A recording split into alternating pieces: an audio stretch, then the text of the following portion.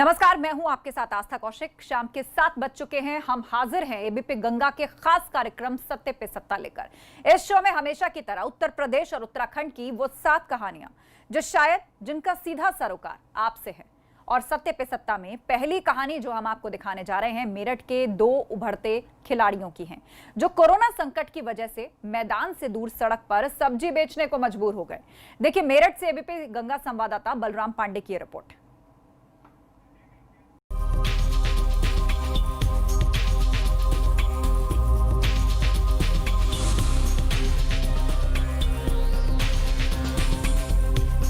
चमकीले तमगों की शक्ल में अपनी काबिलियत और हुनर के सबूत दिखा रहे ये दोनों नौजवान सुनील चौहान और नीरज चौहान हैं।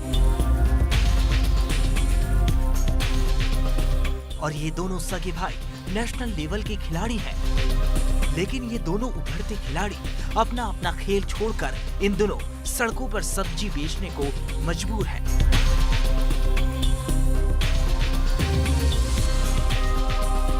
ये सुनील हैं जो बॉक्सिंग में गोल्ड मेडल जीत चुके हैं नेशनल लेवल पर, और ये उनके भाई छोटे नीरज हैं जिन्होंने तीरंदाजी में सिल्वर मेडल जीता है नेशनल लेवल पे। ये दोनों अच्छे खिलाड़ी हैं। अगर कहा जाए तो इनके घर में मेडल का अंबार लगा हुआ है, जिला लेवल से लेके स्टेट लेवल और नेशनल लेवल तक का। लेकिन आज कोरोना काल की मार ने इन्हें इस कदर मजबूर कर दिया कि ये पढ़ाई भी छोड़ चुके हैं और जो स्पोर्ट्स की एक्टिविटी थी वो भी दूर हो चुकी है, क्योंकि इन्हें परिवार पालने के लिए, रोजी रोटी के लिए पैसा चाहिए, और वो पैसा ये सब्जी का ठेला लगा करके कमा रहे हैं। मुक्केबाजी करने वाले सुनील ने खेलो इंडिया प्रतियोगिता में गोल्ड मेडल हासिल किया है, तो नीरज तीरंदाजी में सिल्वर मेडल जीत चुके हैं।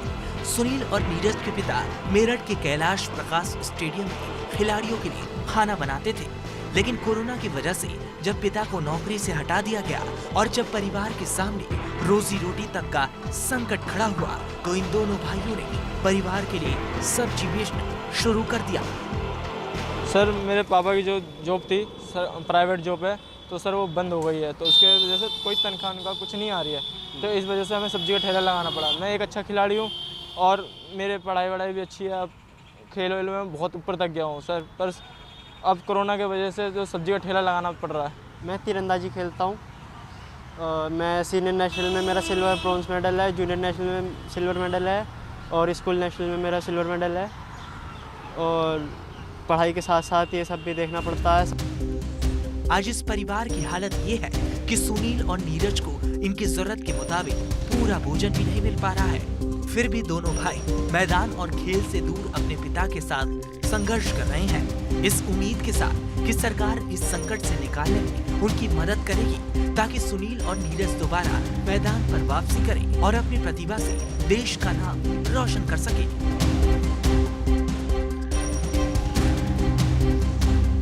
मेरठ से एबीपी गंगा के लिए बलराम पांडे की रिपोर्ट। मेरठ के बाद अब आपको लिए चलते हैं बागपत, जहां एक डॉक्टर अपने अस्पताल में आने वाले मरीजों का इलाज करते हैं, बल्कि एक मुहिम चलाकर शहर के पर्यावरण की भी देखभाल करते हैं। कौन है बागपत शहर के ये डॉक्टर ग्रीन? देखिए एबीपी गंगा संवाददाता राजीव पंडित की रिपोर्ट।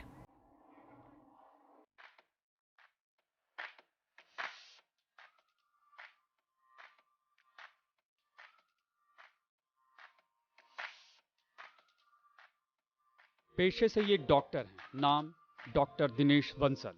बागपत के बड़ौत शहर में इनका अपना अस्पताल भी है, लेकिन ये इंसानों के इलाज के साथ साथ लगता है कि पर्यावरण के भी डॉक्टर हो गए हैं।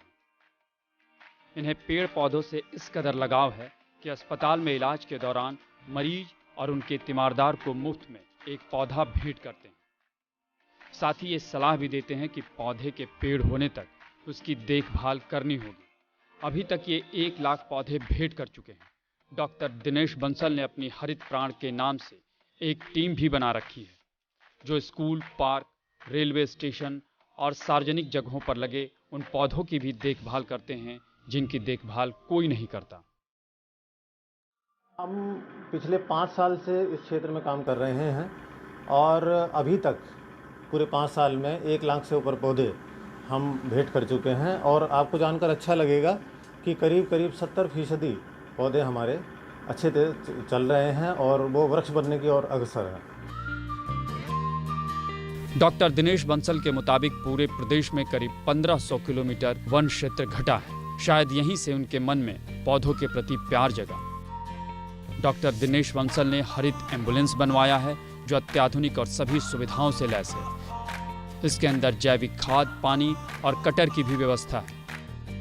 वहीं हरित प्राण नाम की उनकी टीम का मानना है कि इसके जरिए लोगों को पर्यावरण के प्रति जागरूक भी किया जा रहा है। जैसे ही सूचना मिलती है तो हरित प्राण टीम के स्वयंसेवक उस स्थान पर जाते हैं और बीमार पौधे का निरीक्षण करके ये देखते हैं कि इसमें दीमक तो नहीं लगी है या कोई और बीमारी है। तो एम्बुलेंस के अंदर जो औषधियाँ हैं पेड़ों को दीमकें हटाने की और अन्य बीमारी हटाने की, और उसमें जैविक खाद की व्यवस्था है, पानी की व्यवस्था है। पेड़ों के अंदर जो बीमार टहनियाँ हैं जिसमें चिपका लगा है और कोई फंगस लगी है उसको काट के निकालने के लिए उसमें एक अत्याधुनिक कटर लगा हुआ है। इन सारे उपकरण का उपयोग करके हम उस पौधे का उपचार करते हैं। डॉक्टर दिनेश बंसल के अस्पताल में आए मरीज क्या कहते हैं, खुद उन्हीं की जुबानी सुन लीजिए। ये पेड़ वितरित किया गया अमरूद का, उसे मैं अपना लगाऊंगा और उसकी देखभाल करूंगा।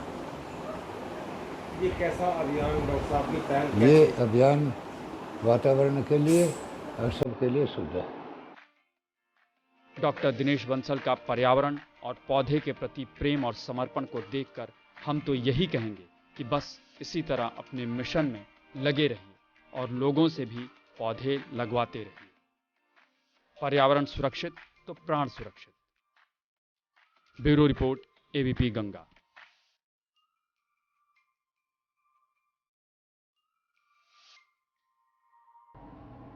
सत्ते पे सत्ता में अगली कहानी प्रयागराज एक ऐसे शख्स की जो अपने हुनर के जरिए बड़ी बड़ी चीजों को बेहद छोटा रूप देता है। और इस शख्स ने अब बनाया है 2.5 सेंटीमीटर का एक चरखा जो कारीगरी का बेजोड़ नमूना है। देखिए प्रयागराज से एबीपी गंगा संवाददाता मोहम्मद मोइन की रिपोर्ट।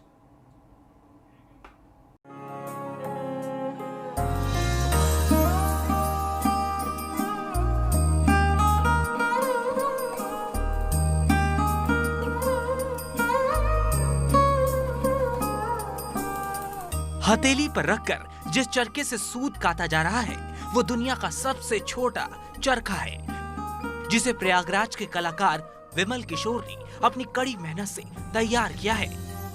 और अब ये नन्हा सा चरखा लोगों के बीच आकर्षण का केंद्र बन चुका है। मंजिल उन्हीं को मिलती है जिनके सपनों में जान होती है, पंख से कुछ नहीं होता, हौसलों से उड़ान होती है। ये कहावत पूरी तरह फिट बैठती है प्रयागराज के दिव्यांग विमल किशोर पर, जो शारीरिक रूप से भले ही थोड़ा अक्षम हो लेकिन अपने बुलंद हौसलों की बदौलत उन्होंने तमाम आविष्कार किए हैं। 2.5 सेंटीमीटर का दुनिया का सबसे छोटा चरखा भी उनके बुलंद हौसले की मिसाल पेश करता है।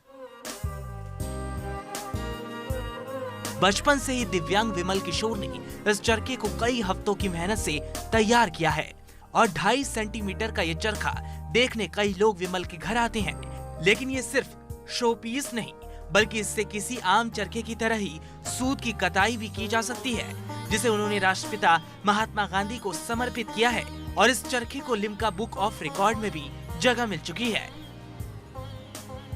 गांधी जी का चरखा है, ये 2.5 सेंटीमीटर का है और बहुत समय लगता है इसको बनाने में, और लकड़ी का बना हुआ है। ये 2.5 सेंटीमीटर का है और इसलिए बनाया कि गांधी जी स्वदेशी अपनाने के लोग कहते थे, और उसी के उपलक्ष्य में मैंने ये बनाया कि इससे सूत भी काटा जाए।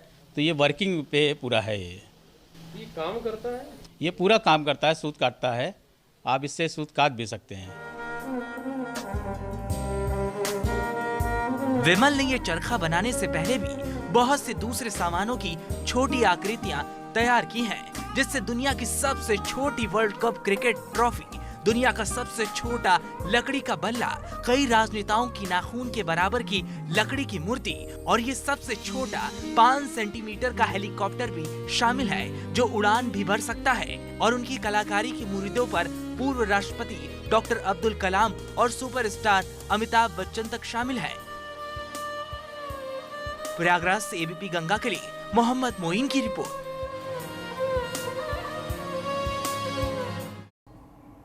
नेताओं का जिक्र होते ही लोगों के जहन में समर्थकों की भीड़ और गाड़ियों के काफिले के साथ चलने वाले शख्स की छवि बन जाती है।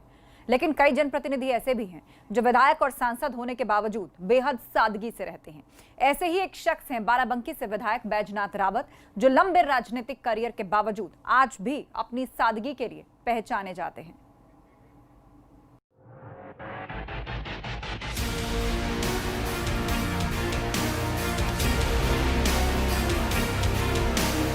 राजनीति से जुड़ी चमक दमक और दबंगई से कोसों दूर ये हैं बाराबंकी के हैदरगढ़ से भाजपा विधायक बैजनाथ रावत। पूर्व मंत्री और सांसद जैसे ऊंचे ओहदों पर रहने के बावजूद भी इनकी सादगी और ईमानदारी में कोई कमी नहीं आई।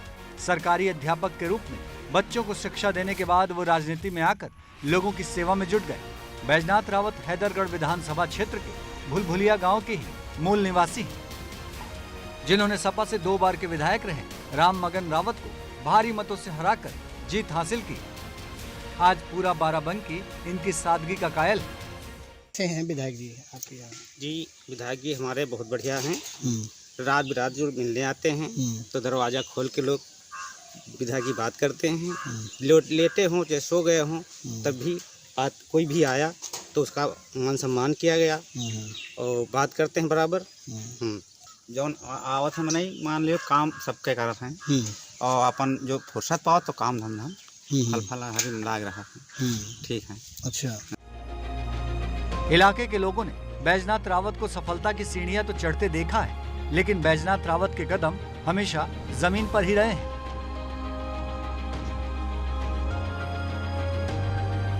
बैजनाथ रावत अपने पालतू जानवरों के लिए आज भी खुद मशीन चलाकर चारा काटते हैं और भूसा पानी देते हैं।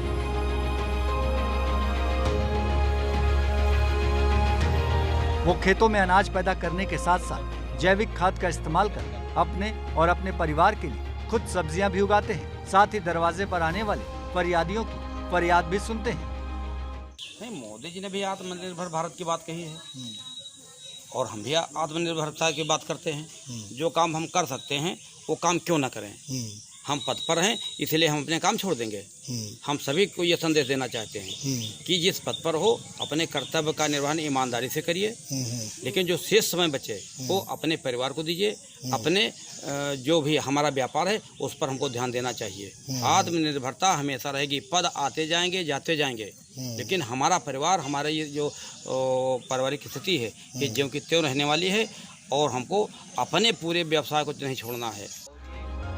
विधायक बैजनाथ रावत के मुताबिक इलाके में बिजली, पानी, सड़क, पुल और कानून व्यवस्था जैसी बुनियादी जरूरतों को दुरुस्त करना उनकी पहली प्राथमिकता है। सरकारी अध्यापक, बिजली राज्य मंत्री, सांसद और विधायक होने के बाद विधायक रावत ने भले ही अपना मकान बना लिया हो, लेकिन मकान के अंदर प्लास्टर और पक्का फर्श अभी भी नहीं लग पाया है। लेकिन लोगों की नजरों में ईमानदारी की पक्की मिसाल बन जाना ही उनकी असली पूंजी है। एबीपी गंगा के लिए बाराबंकी से सतीश कश्यप की रिपोर्ट। और अब बात गोरखपुर की एक ऐसी बेटी की जिसे मुख्यमंत्री योगी आदित्यनाथ की मदद के बाद जिंदगी ने ऐसी उम्मीद दी कि गोरखपुर की मधुरिमा मिश्रा दिल की गंभीर बीमारी से जूझ रही थी और परिवार के पास मधुरिमा का इलाज करने के लिए कोई रास्ता नहीं था। और फिर मधुरिमा ने सीएम योगी आदित्यनाथ से मदद मांगी और उनके इलाज के लिए सीएम ने करीब 10 लाख रुपयों की मदद कर दी।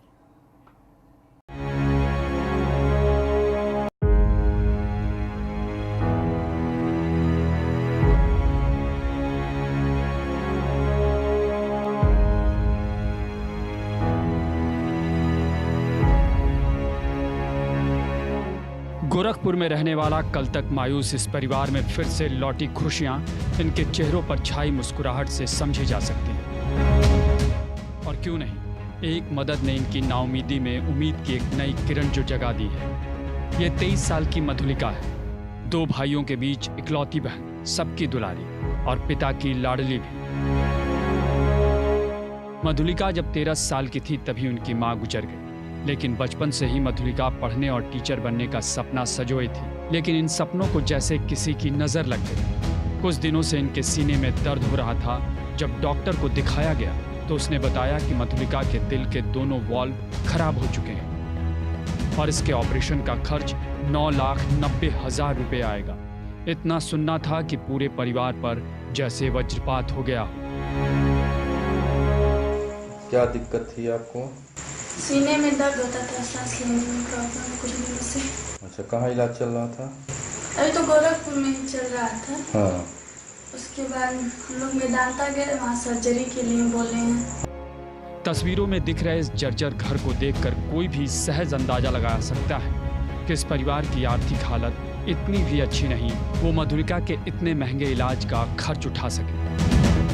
मैं लखनऊ जाकर के इसकी जांच कराया और उसके बाद पता चला कि वाल्व खराब। जी, माननीय मुख्यमंत्री द्वारा दिया गया जो बजट है वो हमारे दवाई करने के लिए बहुत अच्छा है। जी जी, और इससे नया जीवन मिलेगा मेरे पुत्र को। मैं माननीय मुख्यमंत्री जी को इस पुण्य कार्य के लिए धन्यवाद देना चाहता हूँ और उन्हें बधाई देना चाहता हूँ। लेकिन कैंपियरगंज के विधायक फतेह बहादुर सिंह और मुख्यमंत्री योगी आदित्यनाथ इस परिवार के लिए जैसे फरिश्ता बनकर आए।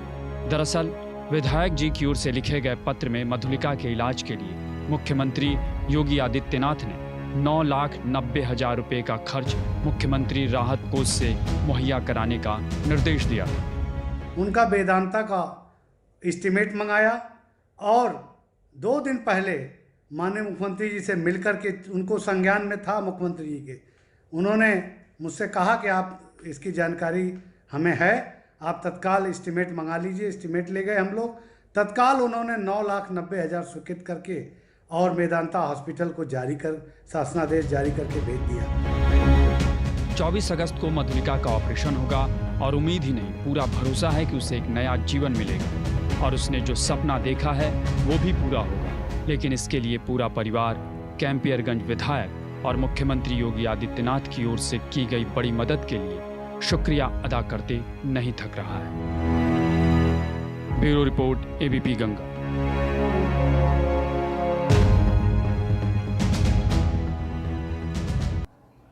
यूपी के तमाम कहानियों के बाद अब आपको लेकर चलते हैं उत्तराखंड, जहां के पौड़ी जिले में इन दिनों एक बार फिर से पर्यटन को बढ़ावा देने के लिए जोर शोर से काम चल रहा है ताकि कोरोना की वजह से दम तोड़ रहा पर्यटन उद्योग एक नई शुरुआत से मिल पाए।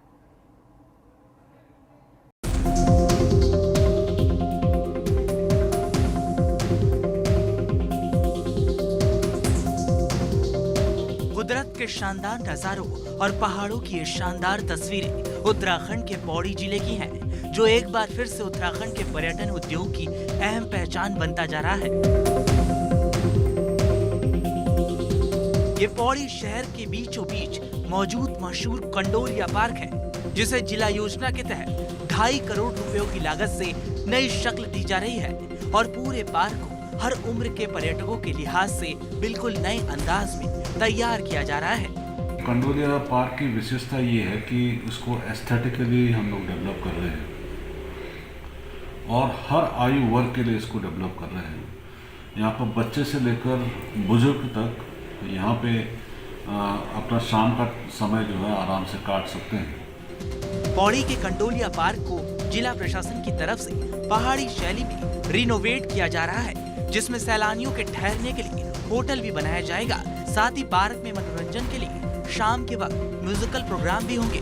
तो हमने ये कोशिश की है कि यहाँ एक ऐसा वातावरण हम लोग क्रिएट करेंगे जिसमें रोज शाम को कुछ न कुछ एक्टिविटीज वहाँ पे हो, चाहे कल्चर हो, गाने का प्रोग्राम हो, डांस की प्रतियोगिता हो और एक अच्छा सा रेस्टोरेंट हो।